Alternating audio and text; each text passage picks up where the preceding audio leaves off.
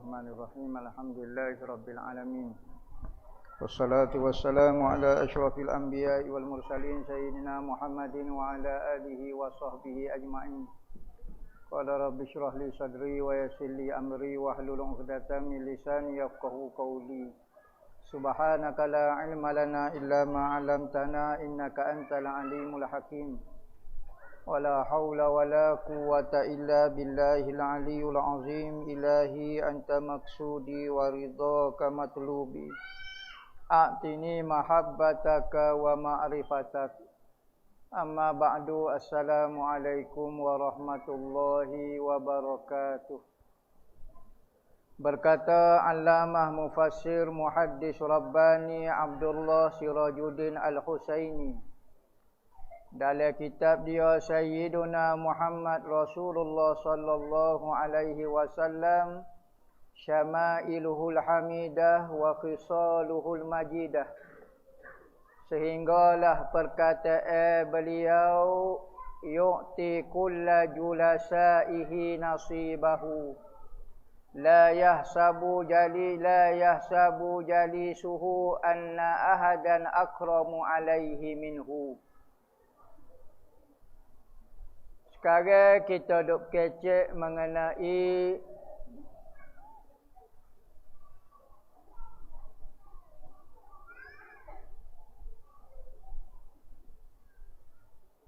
sikap perangai Rasulullah sallallahu alaihi wasallam, adab Rasulullah sallallahu alaihi wasallam di dalam majlis dia. Rasulullah ini orang yang duduk sekali dengan dia, apakah adab dan layanan Rasulullah sallallahu alaihi wasallam. Qala Al-Husain radhiyallahu anhu fasa'altuhu ay aliyan an majlisihi sallallahu alaihi wasallam kaifa kana. Sayyidina Husain pernah bertanya kepada ayahanda dia Sayyidina Ali, Husain bin Ali. Ali ini adalah sepupu kepada Nabi, Ali bin Abdul Muttalib.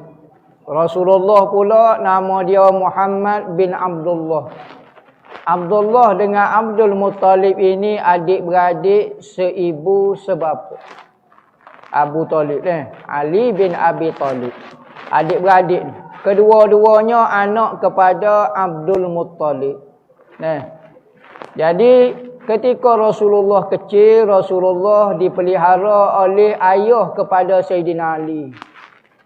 Selepas Rasulullah berkahwin dengan Sayyidina Khadijah, maka lahirlah Sayyidina Ali. Maka Rasulullah pula pelihara Sayyidina Ali, duduk dengan dia. Maka Sayyidina Ali ni ada anak nama dia Husain, adik kepada Hasan. Rasulullah Sayyidina Ali apabila boleh anak, Sayyidina Ali pergi jumpa dengan Rasulullah. Kata, ya Rasulullah, saya boleh anak jatuh. Maka Rasulullah kata, nak wi nama gapo ya Ali? Katanya Sayyidina Ali, hamba nak wi nama Harb. Katanya Rasulullah, Harb ni maknanya perang. Sebab Sayyidina Ali ni perangai dia memang jenis kaki perang. Perang pun atas benda benar. So, Sayyidina Ali ni bersohor gagah, perkasa di dalam peperangan. Maka suka berperang, nak wi anak lelaki pertama nama Harb. Perang ya Rasulullah. Oh, perang. Kalau kita kau boleh lawan orang ni nama perang. Maka Rasulullah kata, "Hai Ali, panah nama lagu tu. Tukar nama Hasan." Katanya Sayyidina Ali kata, tak apalah kalau nak wi nama Hasan, ya saya setuju Hasan. Hasan makna dia baik. Jadi Rasulullah pun tukar nama. Jadi ambil tafaul. Nama ni merupakan doa kepada kita. Hasan. Boleh anak pula seorang lagi, laki-laki juga mari temu dengan Rasulullah. Rasulullah tanya, ya Ali, nak wi nama gapo dia ni? Harb ya Rasulullah. Nak lagi nama tu. Katanya Sayyidina Ali nama perang ya Rasulullah.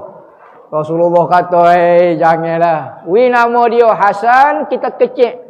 Kalau mengaji dalam ilmu saraf, dipanggil tasghir. Daripada kalimah Hasan, dipanggil Husain. Bukan Hasan, Husain. Maknanya Hasan kecil. Katanya Sayyidina Ali, tak apalah. Boleh pula anak lelaki mari temu dengan Rasulullah. Ya Rasulullah, saya boleh anak lelaki. Rasulullah tanya, nama gapo ya Ali? Har ya Rasulullah. 3 kali anak. Nak juga nama perang. Mau wayuh ni kaki perang ni, nak ui anak nama perang. Katanya Rasulullah kata, Bal Muhsin. Hasan, Husain, Muhsin. Katanya Rasulullah. Tak isolah, wi nama perang-perang ni nama debel sangat. Wi nama baik-baik. Katanya Sayyidina Ali, ni orang rapat dengan Rasulullah, dia merupakan ahli keluarga Rasulullah, sepupu Rasulullah, sahabat besar Rasulullah, beriman dengan Rasulullah daripada kecil lagi. Dan Rasulullah pera dia. Maka dia membesar di dalam rumah Rasulullah, mula-mula sebagai sepupu, akhir sekali menjadi menantu Rasulullah, dan melahirkan cucu-cucu Rasulullah. Orang yang rapat dengan Rasulullah dari sudut persahabatan dia dan dari sudut keluarga dia. Dia merupakan sepupu dengan Rasulullah. Maka banyaklah cerita daripada sepupu sendiri. Cerita dalam rumah, cerita hak dekat-dekat, maka Sayyidina Ali lebih mengetahui. Dan benda-benda hak rahsia keluarganya, tentulah keluarga lebih mengetahui berbanding dengan sahabat-sahabat lain. Maka Sayyidina Husain pernah bertanya kepada ayah dia. Sayyidina Husain ni sempat dengan Rasulullah. Sekalipun dia sempat masa kecil, tapi dia pernah melihat datuk dia, yakni Rasulullah. Tetapi sekalipun dia pernah lihat sendiri Rasulullah, masih tak puas hati dari dada dia. Dia nak tanya juga ayah dia, lagu mana Rasulullah gini-gini. Tu sahabat Rasulullah sentiasa ingin mempelajari apa sahaja kelakuan Rasulullah. Kita dah ni tiap-tiap minggu mari belajar lagu mana Rasulullah hidup, lagu mana Rasulullah duduk dengan masyarakat, lagu mana Rasulullah duduk dengan keluarga. Katanya Sayyidina Ali, Sayyidina Husain kata, lagu mana majlis-majlis Rasulullah, lagu mana? Maka katanya Sayyidina Ali katakan, Rasulullah la yajlisu wa la yakumu illa ala zikrillah. Tukmu ni, Rasulullah ni, dia tidak akan duduk pada satu-satu tempat. Dia tidak akan keluar daripada satu-satu tempat. Yakni, pergi kepada tempat, keluar daripada tempat, kecuali semua ada zikir berlaku. Keluar daripada majlis, masuk daripada majlis, dalam majlis, semua hidup dia penuh dengan zikir. Penuh dengan mengingati Allah Ta'ala berlaku. Semua kelakuan dia, sekalipun duduk biasa pun, semua mengingati Allah Ta'ala berlaku. Dan Rasulullah berzikir ini setiap masa dan setiap detik. La yuwattinul amakin wa yanha an itaniha. Dan Rasulullah tak suka duduk dalam satu tempat.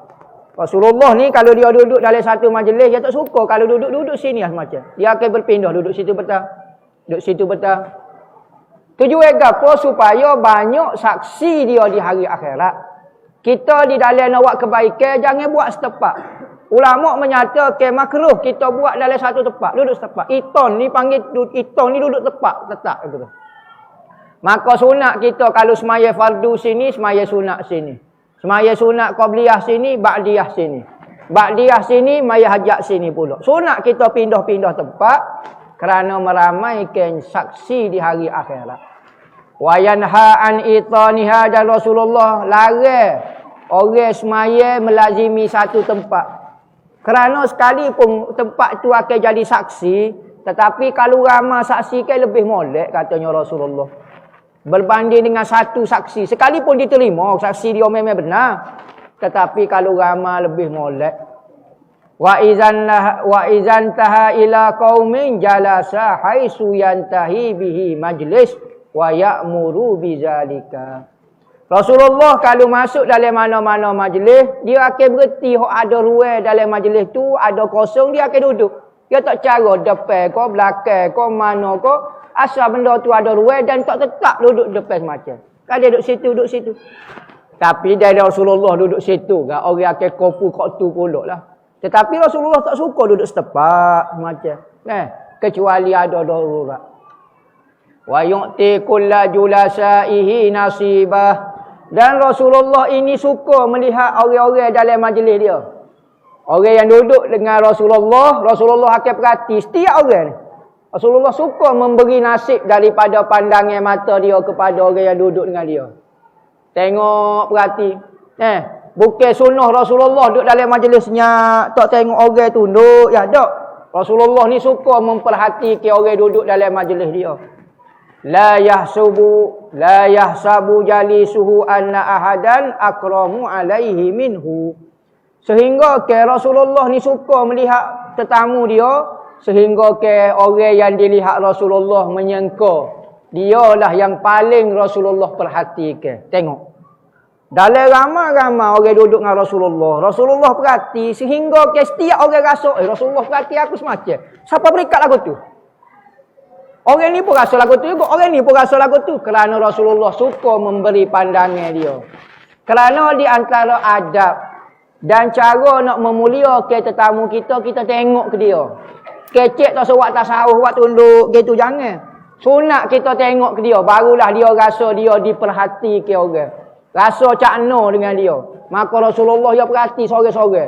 Sehingga ke semua orang menyangkut, Rasulullah, oh tengok aku dia. Tak skor pula sekala tak tengok. Tengok aku. Kita tengok keling, tunduk pula. Lagu mana? Maka semua sahabat nak tengok pandangan. Pandangan mata Rasulullah. Sehingga ke Rasulullah ada sebut satu hadis musalsal. Hadis musalsal Nabi kata, man ra'ani dakhalal jannah. Siapa dia yang melihat aku masuk syurga. Wa man ra'ani dakhalal jannah. Kalau dia tak boleh tengok aku, dia tengok orang yang pernah tengok aku masuk syurga juga. Wa man ra'ani dakhalal jannah. Siapa dia tengok orang tu, dia pernah tengok orang yang tengok Rasulullah juga masuk syurga. Maka hadis musalsal birru'yah dipanggil. Hadis musalsal dengan pandangan mata. Jadi hamba terima hadis musalsal ni daripada guru hamba. Hamba tengok mata guru hamba. Guru hamba tengok guru dia. Guru dia tengok kepada guru dia, sapalah kepada tabi'in. Tabi'in tengok sahabat. Sahabat tengok Nabi. Nabi tengok siapa dia? Nabi tengok Allah. Nabi tengok Allah. Tu kesuduhan pandangan mata. Silsilah mata. Sebab tu kita jumpa dengan orang alim, tengok mata dia. Dan bersalamlah dengan dia. Kerana ada satu hadis, Nabi sebut, man safahani dakhalal jannah. Siapa dia bersalam dengan aku masuk syurga. Man safahani dakhalal jannah. Siapa dia yang pernah bersalam dengan orang yang pernah bersalam dengan aku juga masuk syurga. Jadi Rasulullah beri lagu tu. Jadi kalau jumpa dengan mana-mana alim ulama, give salam dengan dia, tengok mata dia. Dia pernah tengok dan dia pernah bersalam dengan guru dia. Yang mana guru dia pernah bersalam dengan guru sehingga sampai kepada sahabat. Kelebihan dia sebagaimana disebut di dalam hadis ni. Sekalipun hadis ni ada ulama khilaf pendapat. Dari segi hadis ru'yah bil musalsal bil ru'yah ataupun musalsal bil musafahah, tetapi semua itu ada sanad dia sehingga sampai kepada Rasulullah. Jadi itulah kelebihannya apabila kita berjumpa dengan orang alim, kita boleh tengok bersambung pandangan kita sehingga ke Rasulullah melihat benda kita tak boleh nak nampak. Mata Rasulullah lagu mana sehingga ke Nabi Musa apabila malam Isra' Mi'raj, Nabi Musa lepas Allah Ta'ala, lepas Nabi Muhammad turun, daripada tengok Tuhan, Nabi Musa sekat. Sekat tu juga apa? Nak tengok mata Nabi Muhammad. Kerana mata ni tengok Allah Ta'ala. Siapa dia tak boleh tengok mata yang pernah melihat Allah Ta'ala. Maka dia berhenti. Kata ayat kecek sikit, kata ya wahai Muhammad, 50 waktu ni nyanyo ke umatmu ya Muhammad. Gi minta sekali lagi. Allah Nabi Muhammad gi tengok sekali, bukan sekali Nabi Muhammad tengok Allah Taala. Gi pula tengok. Turun Nabi Musa sekat. Nak tengok dia orang yang pertama tengok. Siapa berapa? Siapa 9 kali tengok. Biarlah Nabi Musa pernah minta dengan Allah nak tengok Allah, tapi tidak ditunaikan hajat ni. Tetapi boleh tengok orang tengok Allah pun jadilah. Maka 9 kali dia sekat. Nak suruh lagi siapa 10 kali. Nabi Muhammad kata, wahai Musa, hamba malu dah dengan Tuhan. Daripada 50 sembahyang jadi 5 cukup dah, hamba rasa cukup dah ni. Hamba rasa sangat malu dengan Allah Ta'ala. Tu. Nak tengok. Ulama kata kenapa Nabi Musa sekat? Kerana dia dulu pernah minta, tapi permintaan itu tidak diterima. Tetapi Nabi Muhammad tak pernah minta, diajak oleh Allah Ta'ala sendiri. Manakala kehebatan pangkat Nabi Muhammad pasti lebih tinggi. Jadi kita alhamdulillah, ramai-ramai ni kita boleh tengok mata orang yang tengok kepada mata, tengok kepada mata, tengok kepada mata, tengok kepada mata yang melihat Allah Ta'ala. Itulah. Tak ada orang boleh menghalang seseorang daripada ingin dekat dengan Nabi dia. Sebagaimana manusia, lagu mana pun kita, rupa kita, keadaan kita, sikap kita, perangai kita ke, tak ada orang boleh halang kita dengan Nabi kita. Tak ada istilah hanya orang baik saja untuk Nabi Muhammad ni, untuk orang baik saja. Tak.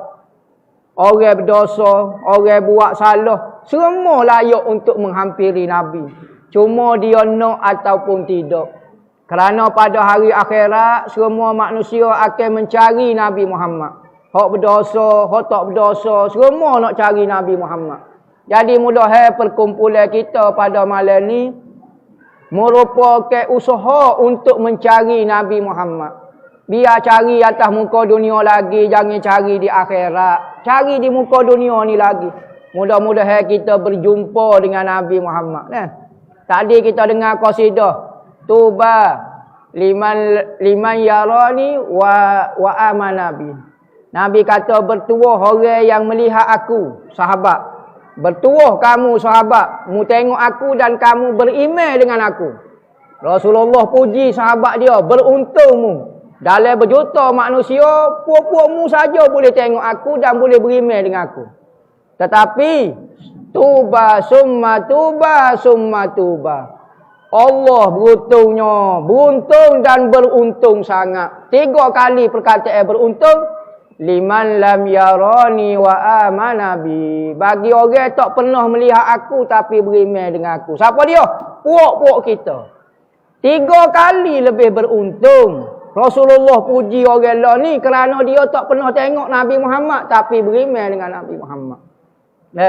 Itu merupakan anugerah daripada Nabi kita, pengiktirafan daripada Nabi kita. Kita berharap kita lah orang yang Nabi kata beruntungnya.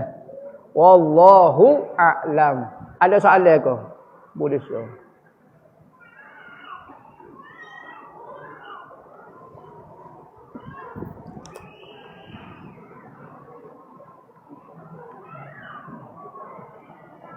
Ustaz, apa hukum berzanji? Berzanji. Sebab Wahabi kata Jaddal Husaini itu amalan daripada Syiah. Jaddal Husain itu amalan daripada Syiah. Maka dia kata tak boleh berzanji lah. Tak ada kaitan Syiah dengan Ahlus Sunnah wal Jamaah, tak ada kaitan. Tetapi kadang-kadang amalan, mungkin Syiah ni orang Islam lagi. Maka adalah persamaan dia. Kita ada persamaan dengan Wahabi. Wahabi ada persamaan dengan Syiah. Maka tak semestinya apabila ada satu persamaan kita kata orang ni Syiah. Tak boleh juga. Kecuali dia Syiah lah. Supaya kereta Toyota, kereta Myvi ko, ya ada persamaan dia. Tapi kita tak boleh ayat kata Mercedes tu Myvi tu Mercedes. Tak boleh lah. Cuma persamaan ada tayar. Tak semestinya Myvi. Kadang-kadang munggu lain. Maka tak semestinya ada kalimah Jaddal Husaini tu Syiah. Jadal Husaini ni maknanya datuk kepada Sayyidina Husain. Datuk kepada Sayyidina Husain ni Rasulullah. Maka Sayyidina Husain ni Syiah. Dok pun. Siapa dia kata pandai-pandai Sayyidina Husain ni Syiah? Sayyidina Husain ni sahabat. Bahkan Nabi kata, Husain minni wa ana min Husain. Aku daripada Husain dan Husain daripada aku. Oh Syiah Nabi kecek lagu tu. Nabi pun Syiah juga yang bahaya di Wahabi. Sebab sebut Sayyidina Husain. Tiap-tiap hari Nabi pergi ziarah Sayyidina Husain. Pergi peluk Sayyidina Husain. Cucu dia. Apa kaitan Husain dengan Syiahnya? Tak ada kaitan. Ni hanya propaganda Wahabi saja. Syiah dok kata Husain ke apa dia? Tak ada kaitan Syiah dengan Sayyidina Husain. Masalah dia guna nama, tu silap dia. Tapi Husain tak ada kaitan dengan Syiah. Husain Ahlus Sunnah wal Jamaah. Husain, Hasan, anak-anak cucu Rasulullah semua Ahlus Sunnah wal Jamaah. Siapa dia lah kata Syiah? Keluarga Rasulullah Syiah. Pahala ke mana ni bro? Sayyidina Husain ni kan keluarga Rasulullah. Maka salah orang menyatakan sebut Jadal Husain ni Syiah. Ya marahlah sebut Sayyidina Husain. Kena sebut nama dia. Ucing kau ikutlah nama dia ke apa dia dah. Tak boleh kalau sebut nama orang lain rasa tak sah. Orang agama masih nak lagi kepentingan selain daripada Allah dengan Nabi Muhammad. Nak lagu tu? Nak soho, nak gapo. Sebut nama orang lain, sebut nama hamba agak sekali. Kita sebut nama dia, senyap selalu. Manusia. Kau pakai jubah, pakai serban, nak nama lagi. Kita sebut Allah, sebut Nabi Muhammad, sebut keluarga Nabi, nak suruh kawan tu lah sohonya. Apa nak suruh kitanya? Ni tak boleh sebut. Tak sebut nama hamba. Penak juga orang ni. Apa hukum bermain gendel di atas masjid? Hukum dia harus khilaf ulama. Ada ulama tidak membenarkan. Ada ulama membolehkan. Jadi di sini kita pakai gendel hanya untuk kawasan ni sahaja. Di tempat lain terpulang. Kalau orang larang pun kita tak marah. Kalau orang benar pun kita tidak marah. Sebab benda ini khilaf. Benda khilaf ke? Kalau ni gegek ke jumhur apa semua. Benda khilaf ke? Jadi ada ikut jumhur, ada ikut pendapat. Jangan ikut hati sudahlah. Jadi ikut pendapat ada ulama mengharuskan. Ada ulama tidak mengharuskan. Bagi ulama yang mengharuskan kerana ada beberapa hujah dan dalil. Antaranya seorang sahabat perempuan. Seorang sahabat perempuan. Nazar apabila Rasulullah selamat balik daripada perang, maka dia akan katak gendai atas kepala Rasulullah. Maknanya begini. Rasulullah dia katak gendai gini. Ya nazar, ya Rasulullah, kalau kamu selamat balik daripada perang, aku akan katak gendai depanmu. Maka Rasulullah pun kelik berhenti di masjid. Berhenti di masjid. Apabila berhenti di masjid, marilah seorang perempuan kata, ya Rasulullah, saya menazar. Kalau mu selamat daripada perang, saya akan katak gendai di hadapan muka mu. Rasulullah kata, betul kau awak menazar lagu tu? Ya, ya Rasulullah. Okey, katak gendai tu. Ya pun ambil gedung. Di dalam masjid. Dalam riwayat tu kata, sahabat perempuan tu katak gendai di dalam masjid. So, hujah kata boleh katak gendai. Keduanya, Rasulullah rumah dia. Rumah Rasulullah lagu ni, depan tu ada bilik-bilik isteri dia. Biasanya gini semuanya benar. Bilik alik belakang rumah Rasulullah ni, belakang kiblat alik kau ni. Asalnya, tetapi apabila dipindah kiblat bertukar. Rasulullah kiblat kena menghadap kau ni. Jadi bilik-bilik tu jadi duduk sebelah alik kau ni. Sebilik Rasulullah asal bilik isteri dia tu, maka duduk sebelah gini. Maka pada hari raya, isteri Rasulullah Sayyidina Aisyah, rumah dia Rasulullah masuk duduk gendai. Gedung. Bilik besar ni nyelo, suara dalam masjid bunyi gelegum. Maka Rasulullah duduk tidur. Sayyidina Aisyah duduk dengar lah. Orang duduk mengasyik lagi raya kan. Maka masuklah ayah dia. Ayah kepada Sayyidina Aisyah, Sayyidina Abu Bakar. Sayyidina Abu Bakar kata, hei Aisyah senyap. Mana boleh gendai-gendai Rasulullah ada. Mana boleh gendai. Bising lah muka kawasan masjid. Dalam dekat dengan masjid. Ganggu orang dalam masjid. Dalam riwayat tu tak royak lah. Orang, bila gendai dekat, masuklah suara tu dalam masjid. Maka Rasulullah berpaling. Rasulullah kata, biarkan dia wahai Abu Bakar. Dia ada perayaan dia. Maka perayaan ni kita bergembira lah. Bismillah. Kata gendai tak usah lari lah. Gedeng. Tu.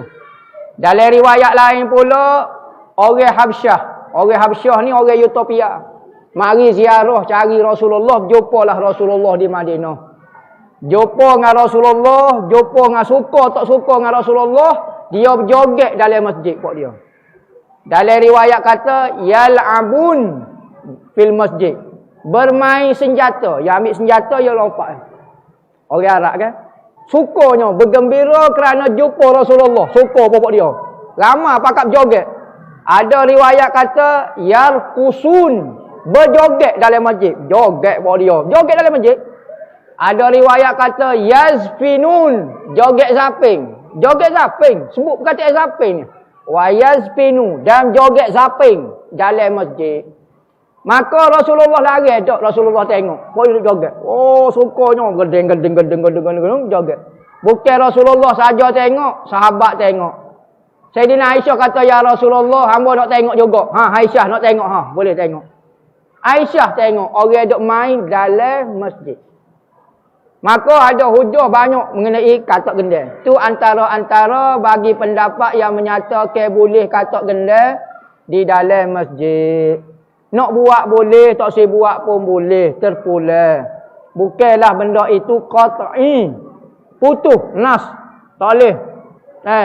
Benda ni khilaf. Saya dengar orang cakap menyanyi dengan alat muzik tu haram. Muzik lain, bukan kita duk jamming dalam masjid ni. Kau duk jamming.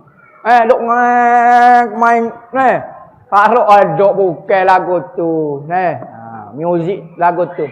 Nabi pun suka. Nabi kata 3 benda yang hamba suka.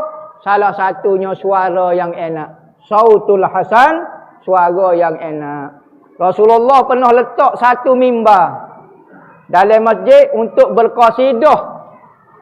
Sahabat-sahabat dulu menyantumkan syair-syair di dalam masjid. Jadi kata-kata indah tidak menjadi kehalangan, tidak dilarang di dalam agama. Tak saya buat pun tak apa, nak buat pun tak apa, benda tak ada khilaf. Wallahu a'lam. Bismillah.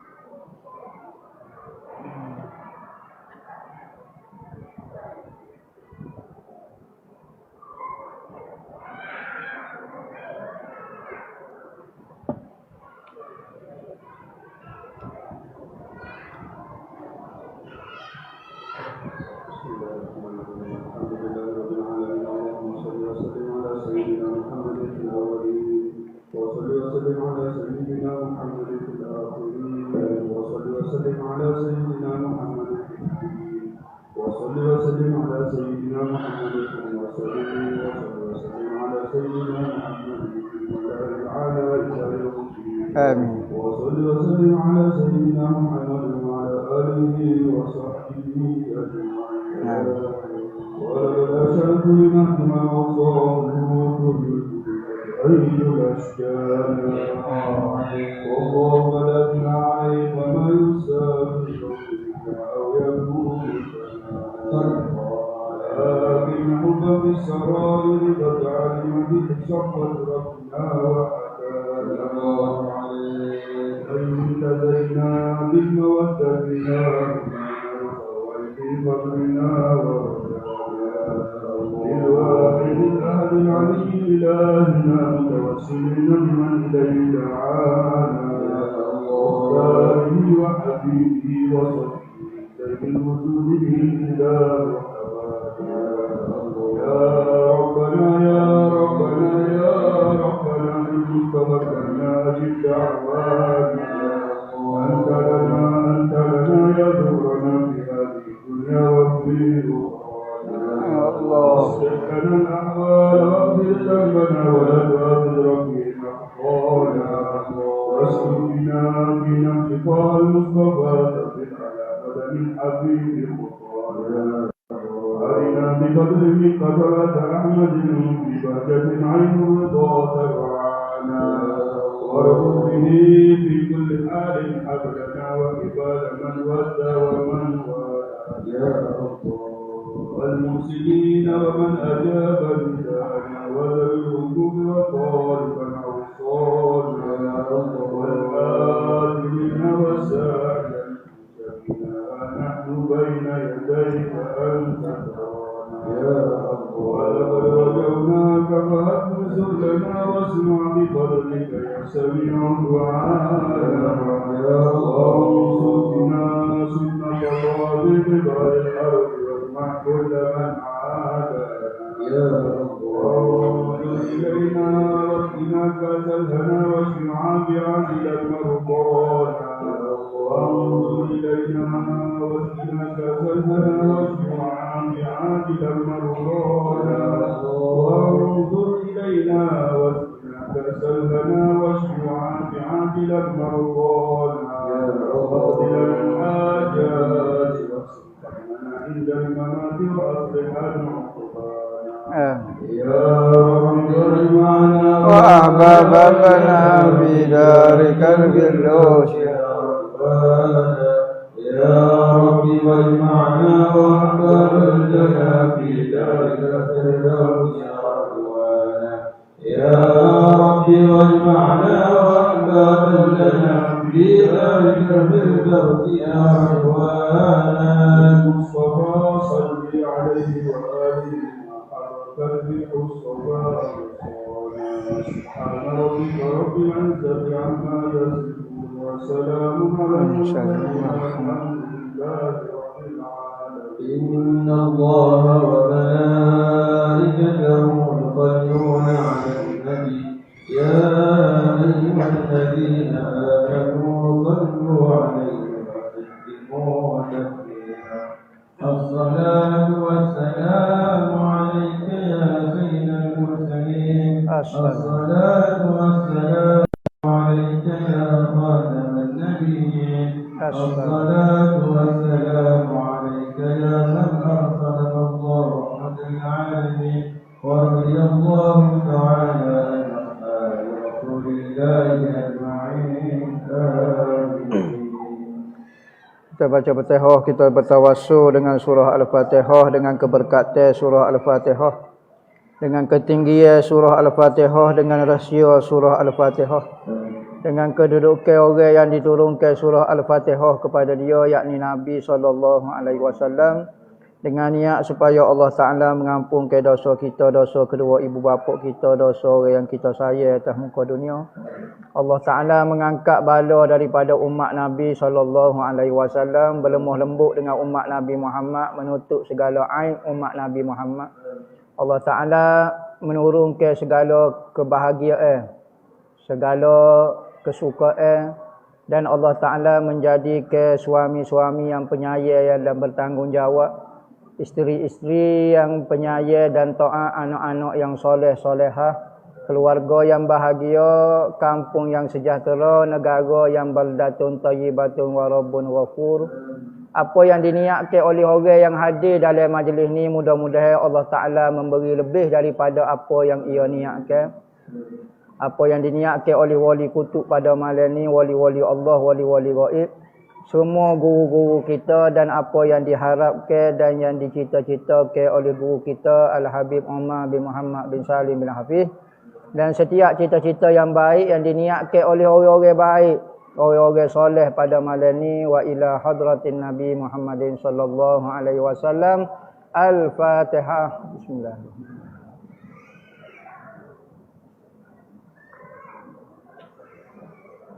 Allahumma salli wa sallim. Rabbana taqabbal minna du'ana innaka antas samiul alim.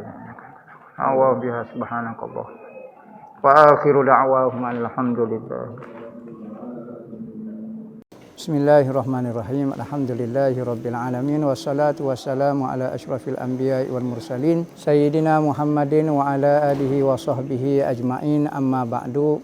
Wa man yu'azzim sya'airallah fa innaha min taqwal qulub. Sesiapa yang membesarkan syiar ataupun tanda kebesaran agama itu menunjukkan hati seorang yang bertakwa. Maka di antara benda membesarkan syiar Allah Subhanahu wa taala adalah memuliakan tempat-tempat yang Allah Taala mulia. Katanya Nabi SAW, sebaik-baik tempat di muka dunia adalah masjid-masjid Allah dan seburuk-buruk tempat adalah pasar-pasarnya. Maka saya madrasah wakil daripada Madrasah Ribat Al-Mustafa, saya dipertanggungjawabkan untuk mengikut amanah untuk menguruskan Madrasah Ribat Al-Mustafa, merayu kepada saudara dan saudari untuk menyumbang kepada pembangunan masjid yang sedang kita buat. Mudah-mudahan sumbangan kita itu sebagai tanda kita membesarkan syiar Allah Subhanahu wa taala di atas muka bumi Allah Taala. Kita telah habis sebanyak dalam 200,000 dan kita masih memerlukan 280,000 lagi untuk menyiapkan tambahan daripada masjid yang kita sedia duk guna sekarang. Masjid tambahan ini adalah keperluan untuk pelajar-pelajar belajar. Kerana pertambahan pelajar maka memerlukan ruang yang sangat besar. Maka saya berharaplah, saya merayu sebagaimana Allah Subhanahu wa taala menyebut di dalam Al-Quran, sesiapa yang ingin memberi pinjam kepada Allah Subhanahu wa taala. Allah Taala menggunakan perkataan Allah Taala nak meminjam harta kita. Lemah lembutnya Allah Taala untuk mengambil harta seseorang. Jadi saya lebih-lebih lagi merayu kepada muslimin dan muslimat untuk menyumbang bersama-sama menjadi pahala kebajikan amal jariah yang berpanjangnya sehingga di dalam kubur kita dan hari akhirat. Mudah-mudahan Allah Ta'ala menerima amal soleh kita yang ikhlas kerana Allah Subhanahu wa taala. Mudah-mudahan agama Allah Ta'ala tetap tersebar syiarnya. Mudah-mudahan Allah Ta'ala saja yang akan membalas hasil usaha amalan kita semua di akhirat nanti, iaitu syurga Allah Subhanahu wa taala. Wa sallallahu ala sayyidina Muhammadin wa ala alihi wasallam walhamdulillahi rabbil alamin.